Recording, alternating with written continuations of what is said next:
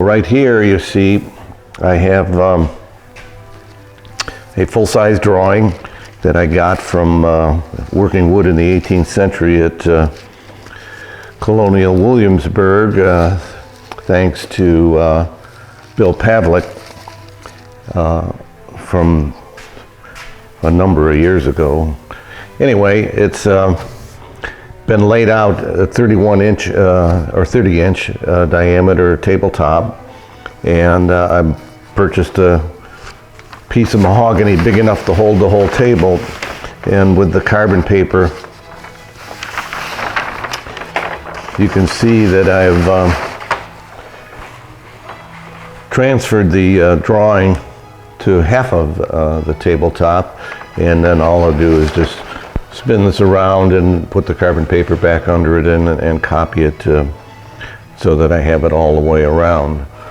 Probably from a next step standpoint, then I'll cut it out square and then hand plane it to 7/8 of an inch thick, which is what it is, and then of course I have to lower the insides 3/8 of an inch is what it calls for.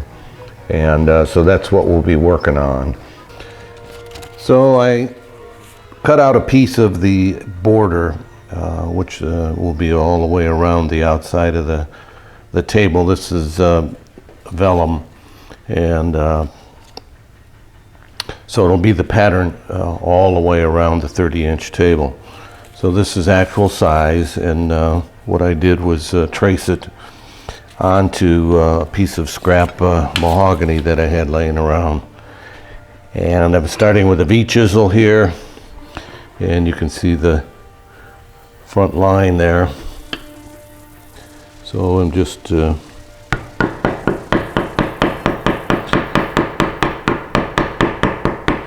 using a V-chisel here to mark out the inside lines. So right now this is a 7/8 of an inch thick piece of mahogany, which is what the table will be.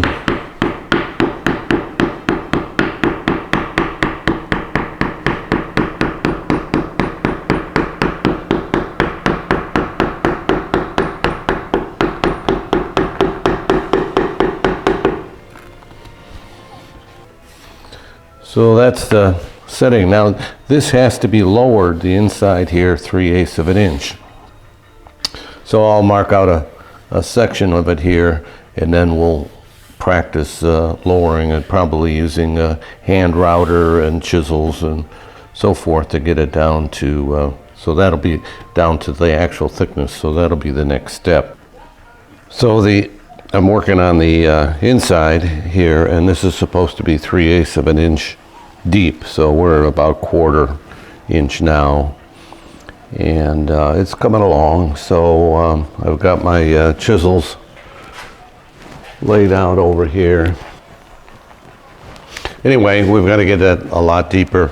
It's just a matter of finding which particular chisel fits which particular curve. Mine are all English chisels, so it's a matter of translating them if you're using the typical European numbers. So it's just easier to find what it is that needs to be. You want this edge here to be crisp eventually, so we've got a little ways to go. And then for flattening the background of it, you know, eventually the whole thing will have to be flattened. I'm using a router plane that I have on this little piece of plywood here, so that I have a bigger area that it covers back and forth, because as far as this goes, I left this area here a little large. Now, whether or not you know, I'm going to have a number of these when I do the whole top, but for this, it's working just fine.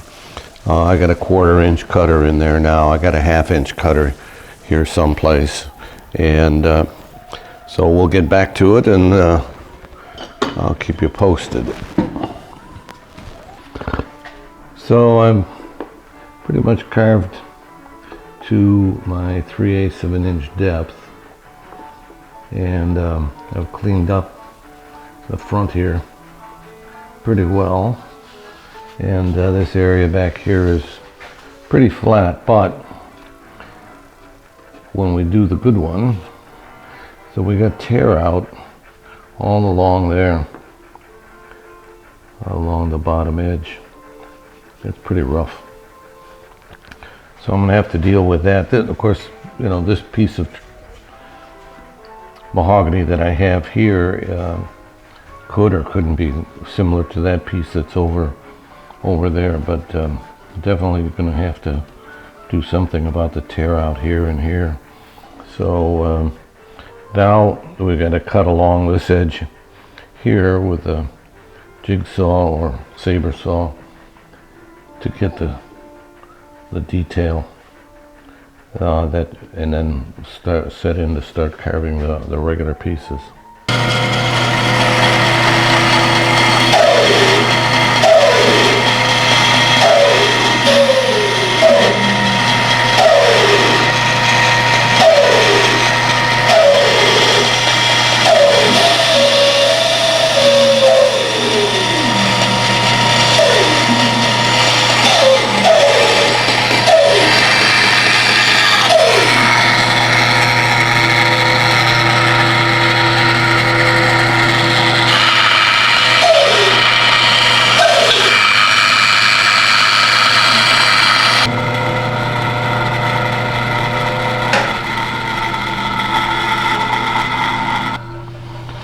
Well, that's about it, as close as I can get to these with the bandsaw, and I'll have to use some files probably, or chisels, gouges,